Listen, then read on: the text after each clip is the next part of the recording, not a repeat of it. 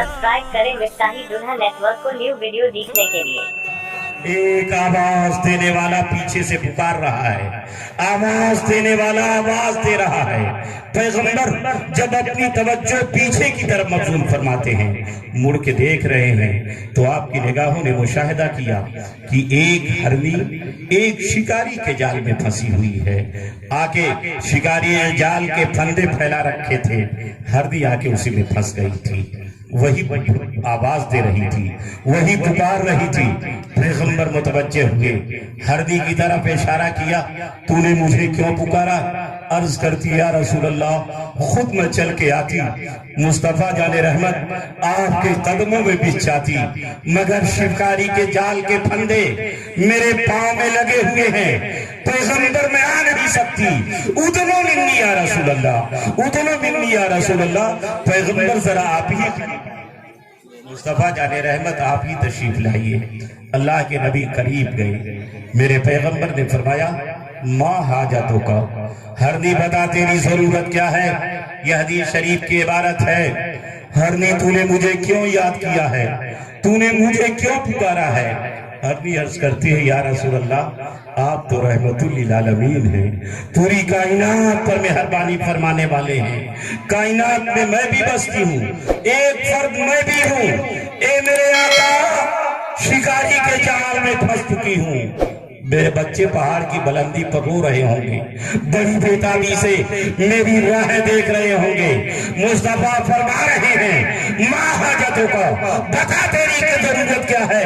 कलेमा पढ़ने वालों की, तबलीग करने वालों की एक जमात कहती है, मुस्तफा हमारी तरह बशर, ये किसी के काम आने वाले नहीं, मगर हदीस के लबो लहजे वक्त फरमा रहे हैं, बतला रहे हैं, नादानो इंसानों की बात करते हो, मुस्तफा तो जानवरों के नारे तकबीर, नारे तकबीर, नारे रिसालत। मैं हाजतों का, बता तेरी जरूरत क्या है? हरनी तूने मुझे पुकारा क्यों है? तूने आवाज क्यों दी है? अर्ज करती है, मेरे पैगंबर और कोई मामला नहीं है, आप तो रहमतुल लिल आलमीन हैं, करम कर दीजिए, अपने बच्चों से आखिरी मुलाकात दूध पिला के वापस आ जाऊंगी। पैगंबर आदम जो शिकारी बेखबरी के आलम में सो रहा था, मुस्तफा जाने रहमत ने जाल के फंदे से उस हरनी को आजाद कर दिया, इसलिए किया कि आका उसके लिए भी रहमत है। हरनी गई, अब हदीस शरीफ की इबारत सुनिए, फज़हबत फ़अरज़अत ख़शफ़ैहा सुम्मा रजअत। जब हरनी पहाड़ की बुलंदी पर जाती है, उसके छोटे छोटे बच्चे दौड़ते हुए आते हैं। अपनी ज़बान बयान, अपने लबो लहजे में हरनी अर्ज करती है, मेरे बच्चों, आज इत्मीनान से दूध पीने का मौका नहीं है, जल्दी कर लो, जल्दी कर लो, ये तो रहमत आलम का गुज़र हो रहा था, तुम्हारी मुलाकात मुकद्दर थी, रहमतुल लिल आलमीन ने करम किया है, मैं रहमत की भीख मांग कर तुम्हारे पास तुम्हें दूध पिलाने के लिए हाजिर हुई हूँ। मेरे दोस्तों, अंदाजा लगाएं, अपने नबी की ताकत देखिए, मुस्तफा जाने रहमत की बारगाह की अजमत देखिए। जानवर किसी शिकारी के जाल में फंस गया हो, उसे किसी तरह रिहाई मिल जाए, किसी तरह छुटकारा मिल जाए, अरे वापस आने की बात तो बहुत दूर है, उस रास्ते से भी आने से बचेगा, मगर मेरे आका की बारगाह वो बारगाह है कि जानवर भी अगर कोई वादा करता है तो उसका एहतराम करता है, वादा वफाई करता है, बेवफाई का इर्तिकाब मुर्तकिब नहीं होता। हरनी दूध पिला के आई, जब आने लगी तो दोनों छोटे छोटे बच्चे भी उसके साथ आने लगे। ये फितरत है, इंसानों के बच्चे हो, जानवरों के बच्चे हो, ये माँ बाप ही के ताबे होते हैं। हरनी आई, मुस्तफा की बारगाह में सलाम पेश किया। पैगंबर ने फरमाया, ए शिकारी, इस हरनी को छोड़ दे। अब हरनी को छोड़ दिया, गई। फज़हबत तादू वह तक़ूल अशहदु अल्ला इलाहा इल्लल्लाह व अंत रसूलुल्लाह। हरनी पैगंबर की बारगाह से जब वापस होने लगी तो ये कहती हुई वापस हुई, मैं भी गवाही देती हूँ खुदा के सिवा कोई माबूद नहीं, और ए मुस्तफा, आप खुदा के सच्चे पैगंबर। یہ خدا کے سچے پیغمبر ہیں۔ میں یہ عرض کرنا چاہوں گا، اے اللہ کے بندو، یہی وجہ تھی سیدنا عبداللہ ابن عباس کہتے ہیں ان کل دابۃ نطقت تلک اللیلہ، جس رات نور محمدی کی تمہید بدی، پیغمبر اپنے ماں کی شکم میں جلوہ گر ہوئے، پوری جانوروں نے بھی خوشیاں بنائی۔ مکے کا کوئی اونٹ نہیں تھا، مکے کا کوئی چوپایا نہیں تھا، مکے کا کوئی جانور نہیں تھا جس نے اس بات کی خبر نہ دی ہو، اے مکہ کے جانوروں خوشیاں مناؤ، پیغمبر اپنے ماں کے شکم میں جلوہ گر ہو چکے ہیں۔ میرے دوستو، یہی نہیں اور آگے بڑھیں، ارشاد فرماتے ہیں وَرَبِّ الْكَعْبَةِ وَهُوَ إِمَامُ الدُّنْيَا وَسِرَاجُ أَهْلِهَا۔ وا عربی میں قسم کے لیے آتا ہے، وا عربی میں عطف اور قسم کے معنی میں بھی آتا ہے۔ آپ نے روزمرہ کی گفتگو میں جب کسی بات میں ہم کو زور پیدا کرنا ہوتا ہے، اس کی حقانیت اور صداقت کا اظہار کرنا ہوتا ہے، تو حضرات ہم قسم کے ذریعے اپنے اس کلام اور جملے کو مضبوط کرتے ہیں۔ مثلا کسی نے آ کے خبر دی کہ چاند نکل آیا ہے، حضرات سامع نے کہا کیا چاند واقعی نکلا ہے؟ کہ عرض کرتا ہے خدا کی قسم چاند نکلا ہے۔ ایسے ہی میرے دوستو، سیدنا عبداللہ ابن عباس کہتے ہیں مکے کے جانور کہہ رہے تھے وَرَبِّ الْكَعْبَةِ وَهُوَ إِمَامُ الدُّنْيَا وَسِرَاجُ أَهْلِهَا۔ اے مکہ کے جانوروں، مکہ کے انسانوں، یہ پیغمبر جو اپنے ماں کے شکم میں جلوہ گر ہوا ہے، رب کعبہ کی قسم، یہ پوری دنیا کا امام کیا بن کے آ رہا ہے؟ پوری دنیا کا امام بن کے آ رہا ہے۔ خدا کی سوا، ماں سوا اللہ، پوری کائنات دنیا ہے، فرشتے بھی دنیا، آسمان بھی دنیا، جانور بھی دنیا، چرند و پرند بھی دنیا۔ اور جانور یہ کہہ رہے تھے مصطفیٰ سارے عالم کے لیے، ساری کائنات کے امام بن کے آ رہے ہیں۔ حضرات اب مجھے کہنے نہیں دیا جائے کہ پیغمبر جو سارے عالم کے امام بن کے آ رہے تھے، یہ کن کی بولی تھی؟ یہ کن کا قول تھا؟ یہ مکے کے جانوروں کا قول تھا۔ مجھے کہنے نہیں دیا جائے ان تبلیغیوں سے، نماز و روزہ کی تبلیغ کرنے والوں سے بہتر تو مکے کے جانور ہیں۔ یہ کہتے ہیں مصطفیٰ ہماری طرح بشر، مکے کے جانور اعلان کر رہے تھے کہ مصطفیٰ امام عالم ہیں، پوری دنیا کے امام ہیں۔ تو ان سے دانا اور ان سے ہوشیار تو مکے کے جانور ہیں۔ وَفَرَّتُ وُشُ الْمَشْرِقِ إِلَى وُشِ الْمَغْرِبِ بِالْبِشَارَاتِ۔ پورب میں رہنے والی چڑیاں پرواز، پچھم میں رہنے والی چڑیاں پرواز کرتے ہوئے پورب میں پہنچی۔ پرندوں تمہیں کچھ خبر ہے؟ تم کچھ جانتی ہو؟ خوشیاں مناؤ، خوشی کے گن گاؤ۔ اور رسول اپنے ماں کے شکم میں جلوہ گر ہو چکے ہیں، جو ہم پرندوں پر بھی کرم کریں گے، ہم چڑیوں کے کام آئیں گے۔ اور کیوں نہ خوشیاں منائیں؟ اسی طبرانی کی ایک دوسری حدیث ہے، راوی حدیث سیدنا عبداللہ ابن مسعود صحابی رسول ہے، وہ فرماتے ہیں ایک مرتبہ پیغمبر سید عالم کے مقدس صحابہ ہیں، رحمت عالم سید عالم صلی اللہ علیہ وسلم کے چاہنے والے نبی جلوہ فرما ہیں۔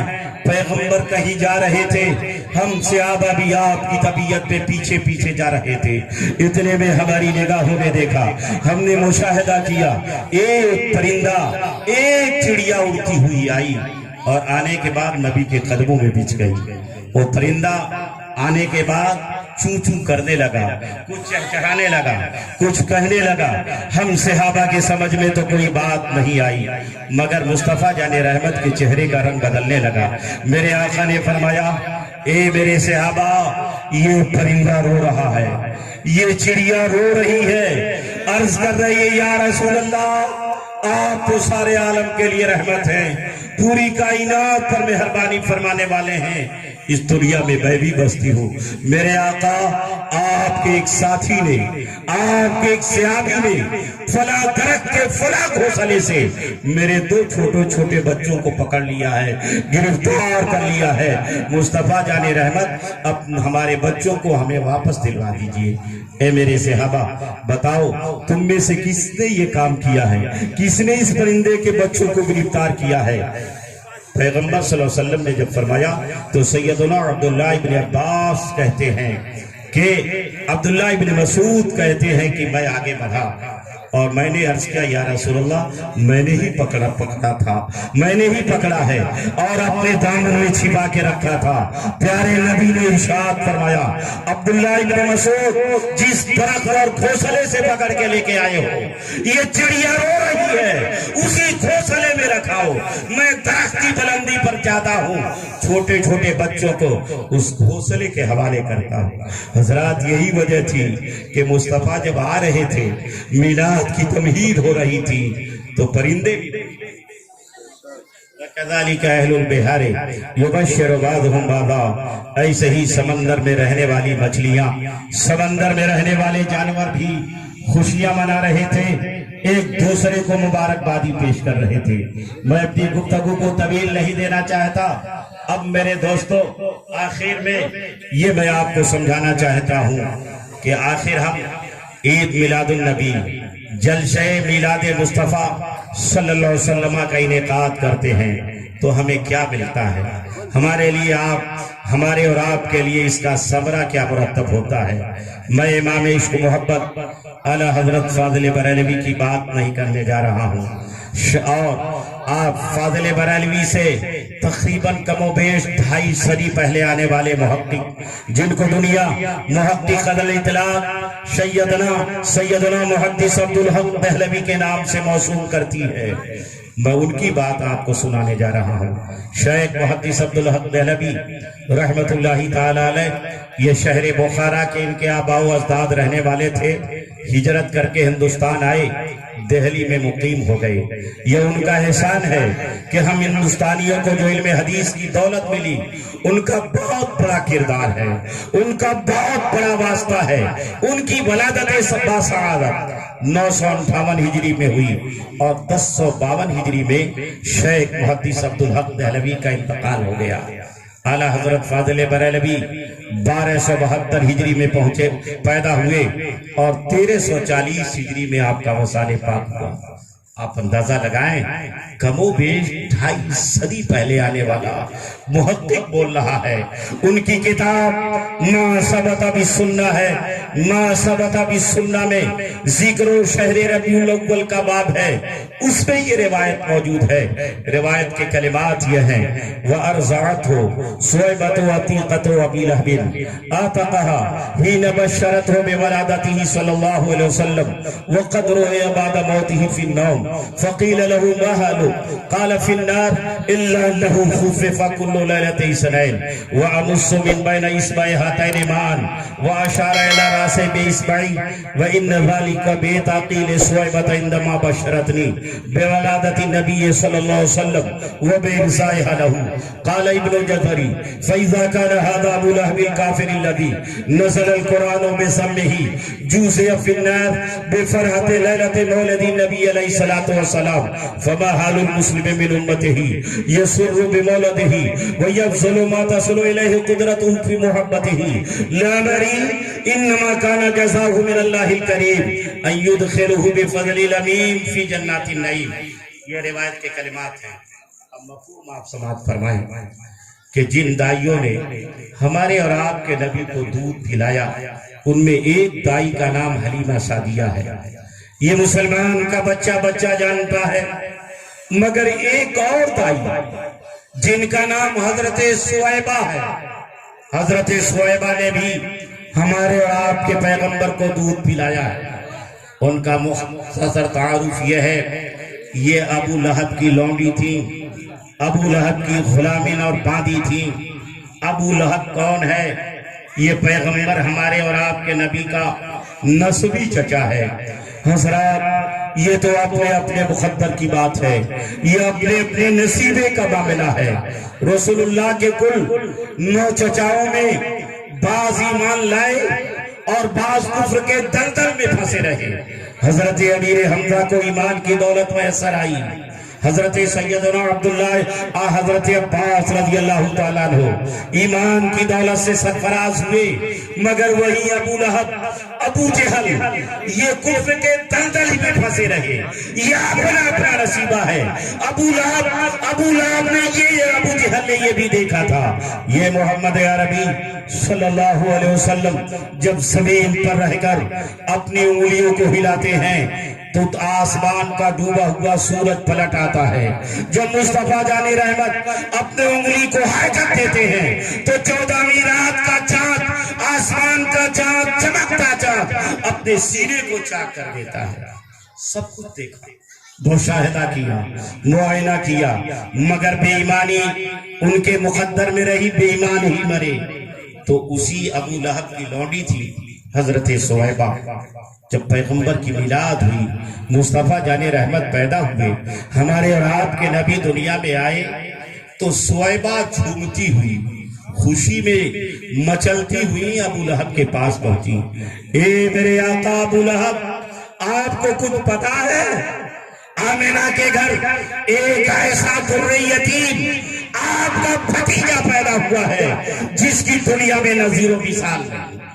سویبہ نے جب آپ کے اطلاع دی تو ابو لہب خوشیوں میں مچل اٹھا۔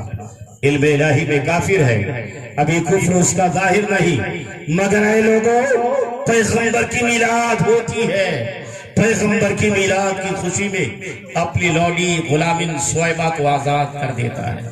سویبہ کا تعلق صنف نسواں سے ہے، ایک عورت ہے۔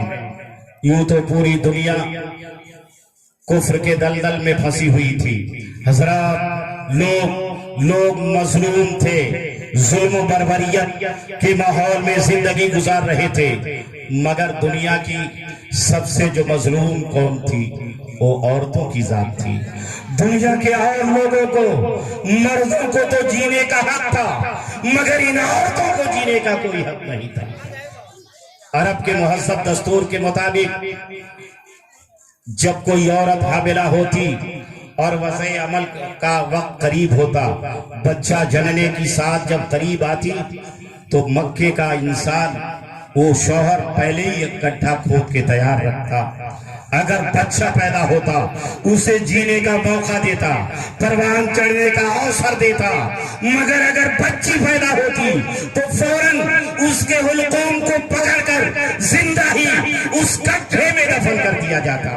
یہ عورتوں کے ساتھ ظلم ہو رہا تھا، ان کے جینے کا حق دنیا میں موجود نہیں تھا۔ یہ مکے کے لوگ کر رہے تھے۔ اے لوگوں، میری ماں و بہنوں، یہ پیغمبر کی میلاد ہے، اس کا ثمرہ ہے، ان کی ولادت کا صدقہ ہے، تمہیں جینے کا حق حاصل ہوا۔ چنانچہ میرے دوستو، ایک صحابی رسول ہیں حضرت قیس بن سالم یا سالم بن قیس، ایک دن پیغمبر کی بارگاہ میں پہنچے، بے تحاشا رونے لگے، گرنے والے آنسوؤں سے دامن آنکھیں بھیگ گئیں، گرنے والے آنسوؤں سے برسنے والے آنسو کے قطروں سے دامن تر ہو گیا، رونے لگے۔ میرے آقا نے فرمایا، قیس بن سالم کیوں رو رہے ہو؟ آخر معاملہ کیا ہے؟ عرض کرتے ہیں، یا رسول اللہ، میں بہت بڑا پاپی ہوں، یہ سراپا جو دیکھ رہے ہیں، یہ جو وجود آپ کو نظر آ رہا ہے، مصطفیٰ اتنا بڑا پاپی ہوں، میں نے اپنے انہی ہاتھوں سے اپنے 72 بچیوں کو زندہ زمین میں دفن کیا۔ یا رسول اللہ، اتنا بڑا خاطی، اتنا بڑا جانی اور اتنا بڑا مجرم، کیا میری خطائیں معاف ہو سکتی ہیں؟ یا رسول اللہ، معاملہ یہ ہے، 71 بچیوں کو جب میں نے زندہ زمین میں دفن کیا، اس کی یادیں تو محو ہو گئی، اس کی یادیں تو مٹ گئی، مگر ایک بچی کی یاد آج بھی مجھے ستاتی ہے۔ میرے آقا میرا معاملہ یہ تھا، میری بیوی حاملہ تھی، میں ملک شام سفر کو جا رہا تھا، آخری رات میں بیوی کے قریب ہوا، میں نے کہا، میں نے بیوی کو مامور کیا، میری رفیق حیات، میری شریک زندگی، میں سفر میں جا رہا ہوں، زمانہ لگے گا، میں آ بھی سکتا ہوں اور میرا نہ آنا بھی ہو سکتا ہے، سنو یہ میری وصیت ہے، یہ میرا حکم ہے، تو حاملہ ہے، جب تیرے پیٹ سے اگر بچہ پیدا ہو تو اس کی پرورش کرنا، اور اے میری رفیق حیات اگر بچی پیدا ہو تو اپنے ہی ہاتھوں اس کے نازک حلقوم کو دبا کر اس کی زندگی کو چھین لینا، اس کو مار ڈالنا، اس کی زندگی سے اس کو محروم کر دینا۔ یا رسول اللہ، میں تو وصیت کر کے، میں تو اپنی شریک زندگی کو معمور کر کے ملک شام چلا گیا۔ زمانے کے بعد جب میری واپسی ہوئی اور جب رات کے سناٹے میں اپنی بیوی کے قریب ہوا، میں نے اپنی بیوی سے اس حمل والی زندگی کے تعلق سے سوال کیا، اے میری رفیق حیات، جب میں ملک شام تجارت کے لیے جا رہا تھا، تو حاملہ تھی، تیرے پیٹ میں بچہ تھا، بتا اس حمل والی زندگی کا کیا معاملہ ہے؟ اچانک اس سوال پر بیوی حواس باختہ ہو جاتی ہے، مگر بے اختیاری کیفیت پر قابو پانے کے بعد عرض کرتی ہے، میرے سرتاج ایک مردہ بچہ پیدا ہوا تھا، میرے کریم آقا، بات آئی اور چلی گئی، میں بھی خاموش ہو گیا۔ کچھ دنوں کے بعد اچانک ایک دن جب میں گھر میں داخل ہوا تو میں کیا دیکھ رہا ہوں، میری نگاہیں کیا مشاہدہ کر رہی ہیں کہ میری بیوی کے گود میں ایک بچی ہے، جو میری بیوی اس کے زلفوں کو سجا رہی ہے، اس کے بالوں کو صاف ستھرا کر کے اس کے بالوں میں کنگھی لگا رہی ہے۔ اچانک جب میری نظر اس بچی پر پڑی، میں غصے سے دیوانہ ہو گیا، میں پاگل ہو گیا۔ میں نے سخت لب و لہجے میں بیوی سے کہا، ارے یہ کون ہے؟ یہ میرے گھر میں یہ بچی کیسے آ گئی؟ یہ بچی کا وجود کیسے ہو گیا؟ اتنا سننا تھا، میری بیوی میرے پیغمبر لرزنے لگی، کانپنے لگی اور عرض کرنے لگی، کچھ دیر کے بعد، میرے سرتاج یہ کسی اور کی بچی نہیں ہے، یہ آپ ہی کی لاڈلی ہے، جب آپ ملک شام جا رہے تھے اس حمل کی یہی نتیجہ ہے، یہی بچی پیدا ہوئی تھی۔ میرے شوہر آپ کے حکم کے مطابق جب بچی پیدا ہوئی